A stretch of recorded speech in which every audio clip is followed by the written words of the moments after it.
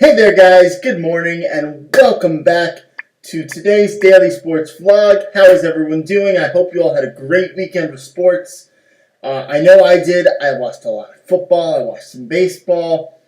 Ooh, it was a good weekend. So many good games were on, both in college and the pros.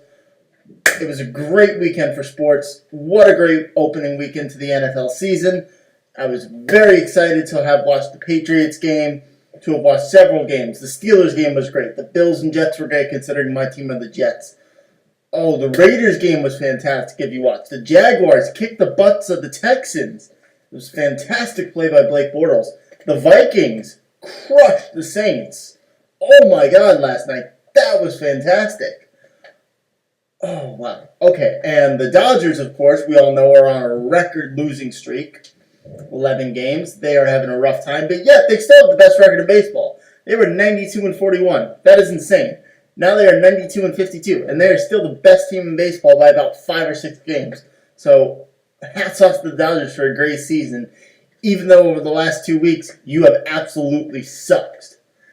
Anyway, so today is our wrap-up of Week 1 NFL, Week 2 from the college games, and our MLB wrap-up this weekend. So, in good news, Tampa Bay Buccaneers, after the city of Tampa was struck this weekend by Hurricane Irma, has officially made the call to the Chicago Bears that they will be hosting them this Sunday in Tampa Bay for Week 2. That is great news. Congratulations, Tampa Bay. The city needs that football team to play football in Tampa. It is a huge sign, very reminiscent to Hurricane Katrina and the New Orleans Saints. Not to that scale, I believe, but everyone knows that the city needs football. Cities come together in sports, and sports connect us and unite us. So, congratulations, Tampa Bay. I look forward to seeing Tampa play this weekend and win a big game at home for the people of Tampa.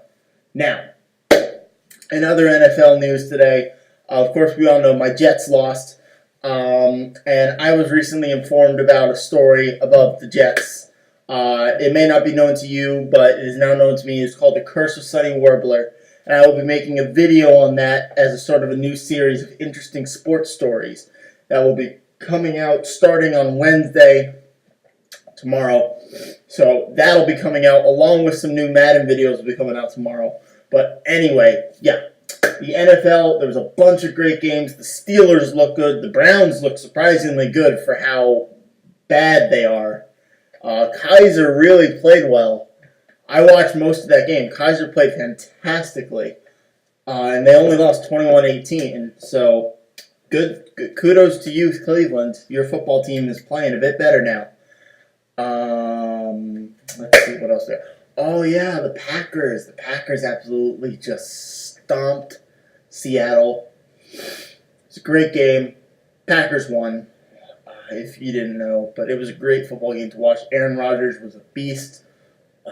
The Vikings, Sam Bradford, who knew that he performed yesterday how everyone thought he would perform when the Rams first drafted him into the NFL with the number 1 overall pick.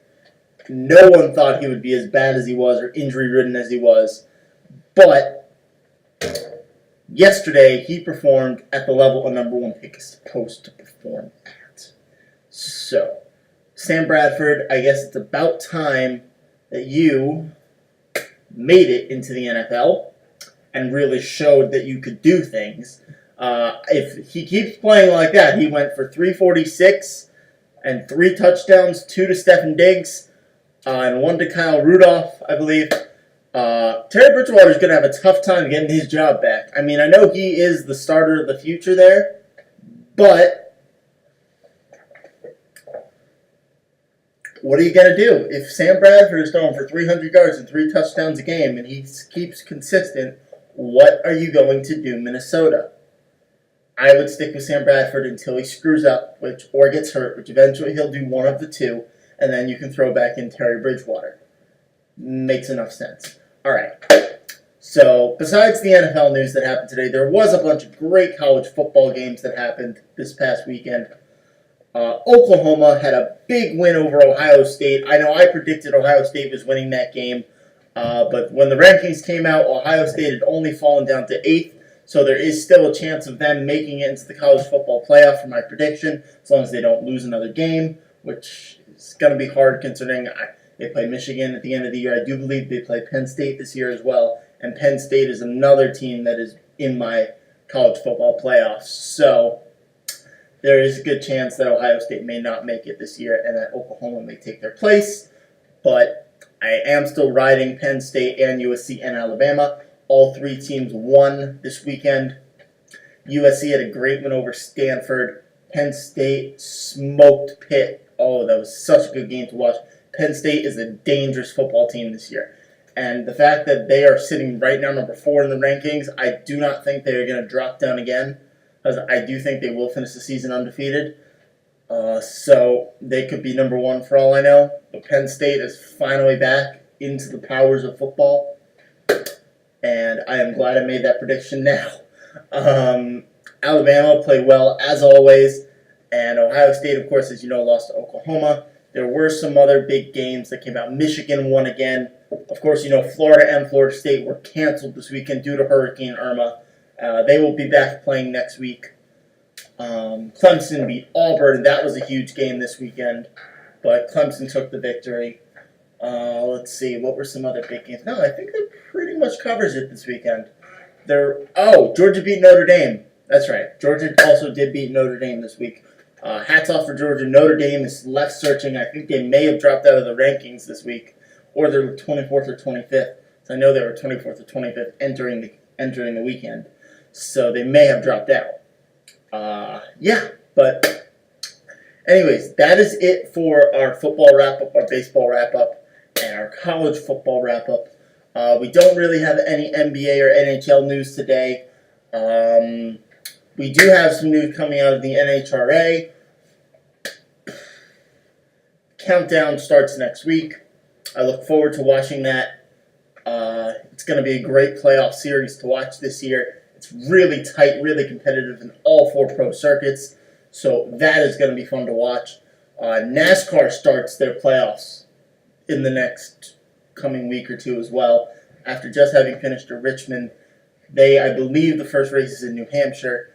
In New Hampshire, I believe. There were some big names that missed the playoffs this year. Joey Logano missed. Clint Boyer missed. There were some young rookies and second-year drivers that did make it. Chase Elliott, Ryan Blaney. It was really tight. But Martin Truex Jr. right now is the favorite going into this year's playoff.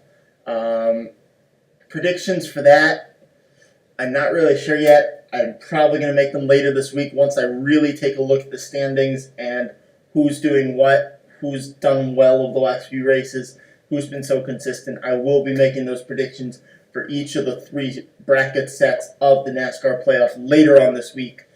And I will be doing the same for my predictions on who will win in each of the NHRA categories as well. So when you guys want to see that, stay tuned. That'll be coming out this week. So please, guys, let me know in the comments what you thought of today's video. Let me know your opinions. Let me know what you thought of the scores of this weekend from both college and the professional level, as well as what you think of the Dodgers playing bad baseball over the last 2 weeks. That has been the real big news coming out of Major League Baseball. Oh, and in injury news today, for me, David Johnson, one of my running backs, is expecting to have wrist surgery and will be missing 2 to 3 months. Man, he's not going to be back until probably week 13, maybe 14. So at this point, I'm just going to have to bench him because I really don't want to lose him for those last 4 or 5 weeks that he does come back. So, and knowing him, it's going to be a speedy recovery. He'll probably, they say 2 to 3 months. It'll probably be 2. So I expect him to be back sometime around week 10 or week 11, which gives him more than enough time and is worth keeping him on your bench to save him if you have him. For me, I've got Ezekiel Elliott and also Le'Veon Bell as well, and Jonathan Stewart, so I am covered from the running back positions, and I will be keeping David Johnson on my roster. So I am looking forward to seeing him come back in week 10 or 11, as that's when I think he's going to come back. So that's going to be it for today, guys. Tomorrow we will be talking about this week's coming up NFL matchups. We'll be talking about the college matchups coming up for this weekend. We were talking about teams that were affected from Hurricane Irma and the aftermath in the sports world in Florida as of this weekend. And I will be coming back to you with those NASCAR and NHRA predictions, as well as some NBA and NHL news. Please like, please subscribe. Yeah, subscribe. There we go. Please also let me know in the comments what you think and what you want to hear me talk about. So, peace out, guys. I will see you tomorrow. Richard out.